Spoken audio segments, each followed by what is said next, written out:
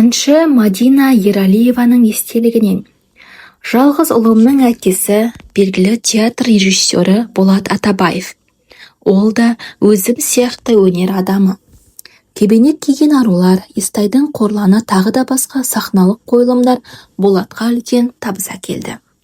Ол ең алдымен неміс тілі мамандығын оқыған, сосын Темірбек Жүргенов атындағы театр және өнер институтын бітіріп, Қарағандыдағы жалғыз неміс театрына қызметке кетті. Ол жақтан пәтер алғанға дейін мен Алматыда қалғанмын. Осы бір екі жақта өмір сүрген қиын сәттер арамызға біраз салқындық түсірді. Ақыры бөлініп тындық. Ұлының атын Арсен деп қойғанда өзі еді. Ылғи маған демеу болып келген Сағира деген сіңілім бар. Ол өз қолымда тәрбиеленіп, көркем сурет училищесін бітірді. Тұрмыста бала шағасы бар. Сол сіңілім баламды көп жетеледі. Өздерің білетіндей, ұлыма қарауға онша уақытым болған жоқ. Көбінесе концерттік сапарда жүрдім. Сол кезде көп уайымдаушы едім. Менің баламды бағам деп, сіңілім жалғыз қалса, обалына қаламын ау деп. Құдайға шүкір, қазір отбасылы. Баяғы кішкентай Арсеннің бүгінде Қазақ университетінің студенті болды. Баласын шетелге оқытуды мақтан тұтатындар көп. Менің де сондай мүмкіндігім болды. Бірақ қорықтым.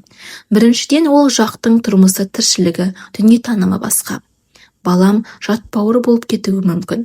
Екіншіден, біздің өзімізде де мықты білім алып шығуға болады.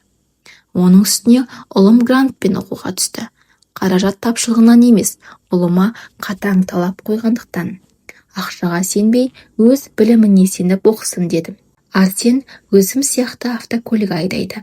Мендегі джип, оның өз Максимасы бар. Түсі аппақ, менікіндей емес, өзім де соған қызығамын кейде. Бір кездері ел ішінде Мұстафа Өзтүрік Мадинаға Мерседес автокөлігін сыйлапты деген сөз тарады. Бос сөз. Жалпы өнер адамның соңынан өтірік шын аралас аңыз әңгімелер көп ереді ғой. Біздің оған етіміз үйренген. Мұстафа Өзтүрік менімен жақсы сыйласты, өнеріме тәнті болды, бірақ ешқашан ірі сыйлық жасаған емес. Соңғы кезде балам екеумізді ауырып сырқау айналдырып кетті. Сырт көздің сұғы жаман деуші еді, өзімді қойшы, ұлымның денсаулығына қатты алаңдаймын. Арыстанбап әулиеге қатарынан 3 рет зиярат етіп қайттым.